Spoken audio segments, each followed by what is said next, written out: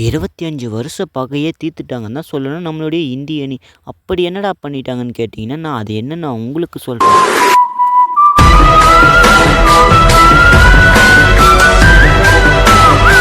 அதாவது பார்த்தீங்கன்னா, இதுக்கு நேத்து முன்னாள் இந்தியாவுக்கும் ஆஸ்திரேலியாவுக்கும் பார்த்தீங்கன்னா, ஒரு பயங்கரமான போட்டி நடந்திருக்கும்.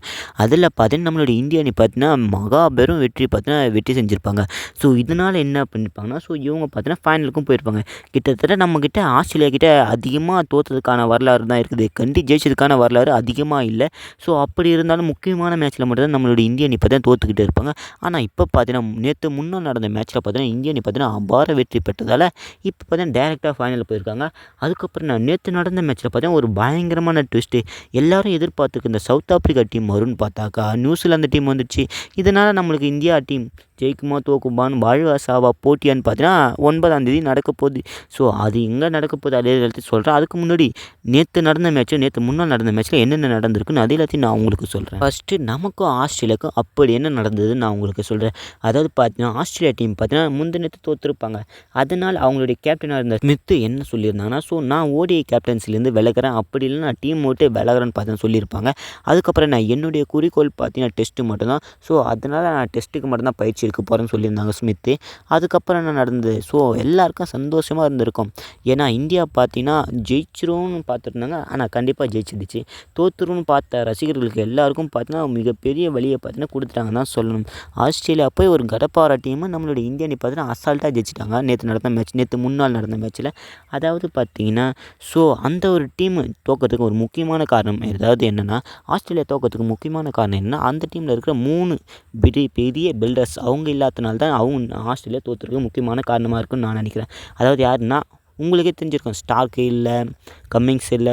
இவங்கெல்லாம் மிகப்பெரிய ஆளுங்களாம் அந்த ஒரு டீமில் இல்லை, பிளேயர்லாம். இந்தியாவை பற்றி முழுசாக தெரிஞ்சவங்களே இந்த ஒரு டீமில் இல்லாதனால தான் தோக்கிறதுக்கு நிறைய வாய்ப்பாக இருந்திருக்குமோ நான் நினைக்கிறேன். நீங்கள் என்ன நினைக்கிறீங்கன்னு மறக்காமல் கமெண்ட்டில் சொல்லிட்டு வீடியோ பிடிச்சா லைக் கொடுத்துருங்க. அதுக்கப்புறம் நான் மார்ச் 9ஆம் தேதி பார்த்தீங்கன்னா ஒரு மிகப்பெரிய முக்கியமான மேட்ச் பார்த்தீங்கன்னா நடக்க போகுது.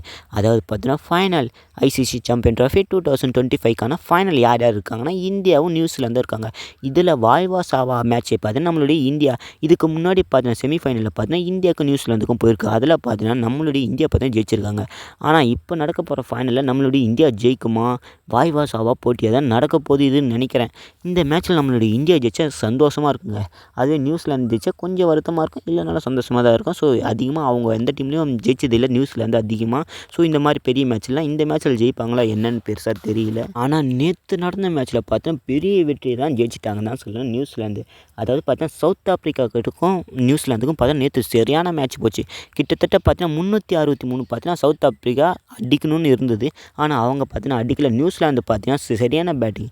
அதாவது பார்த்தீங்கன்னா ஃபஸ்ட்டு பேட்டப் பண்ண நியூசிலாந்து பார்த்தீங்கன்னா 363 ரன்னு பார்த்தீங்கன்னா அடிச்சா வின்னுன்னு இறங்கினாங்கன்னு நினைக்கிறேன். அதாவது பார்த்தீங்கன்னா சவுத் ஆப்பிரிக்காவில் சேஸ் பண்ணிடுவாங்கன்னு தான் பார்த்தா கடைசி வரைக்கும் ஒருத்தவர் மட்டும் தான் போராடிக்கிட்டு இருந்தாங்க. மில்லர் அவங்க பார்த்தீங்கன்னா ஒரு தரமான செஞ்சுரி கொடுத்துருந்தாங்க.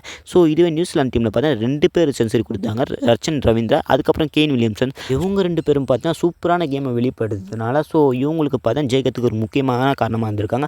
சவுத் ஆப்பிரிக்கா இதுக்கு தோக்கிறதுக்கு ஒரு முக்கியமான காரணம் என்னவா இருக்குன்னா, அவங்க டீமில் சரியான ஸ்பின்னர் இல்லை. மகாராஜ் ஒருத்தவங்களை தவிர பார்த்தீங்கன்னா இந்த ஒரு ஸ்பெல்லில், அதாவது ஸ்பெல்லில் யாருமே இல்லைன்னு தான் சொல்லணும். ரபாடாவும் போராடினாங்க. பெருசாக ஒன்றும் இல்லை. இவங்க பார்த்தீங்கன்னா 50 ரன் வித்தியாசத்தில் பார்த்தீங்கன்னா சவுத் ஆப்பிரிக்கா தோத்துட்டு இருப்பாங்க. ரொம்பவும் வருத்தமாக இருக்குப்பா. இந்த ஒரு மேட்ச் சவுத் ஆப்பிரிக்கா ஃபைனலுக்கு வரும்னு பார்த்தீங்கன்னா இந்திய ரசிகர்களும் சரி எல்லாரும் பார்த்தீங்கன்னா நிறைய கேள்விகள் நிறைய இது பார்த்தீங்கன்னா கேட்டுக்கிட்டு தான் இருந்தாங்க ட்விட்டரில். அதையும் நான் பார்த்துக்கிட்டு தான் இருந்தேன். அதுக்கப்புறம் என்ன ஆனால் சவுத் ஆப்பிரிக்கா வரது கொஞ்சம் கஷ்டமாக இருக்குது. இந்த வீடியோ நினச்சி நீங்கள் என்ன சொல்கிறீங்கன்னு மறக்காமல் லைக் கொடுத்துட்டு உங்கள் ஃப்ரெண்ட்ஸுக்கு ஷேர் பண்ணிட்டு சந்திர டக்ஸை மறக்காமல் சப்ஸ்கிரைப் பண்ணிச்சுங்க. அப்போ தான் இந்த மாதிரி தினமும் 1 இல்லை 2 இன்ட்ரெஸ்ட் ஈஸியாக தெரிஞ்சுக்கணும்.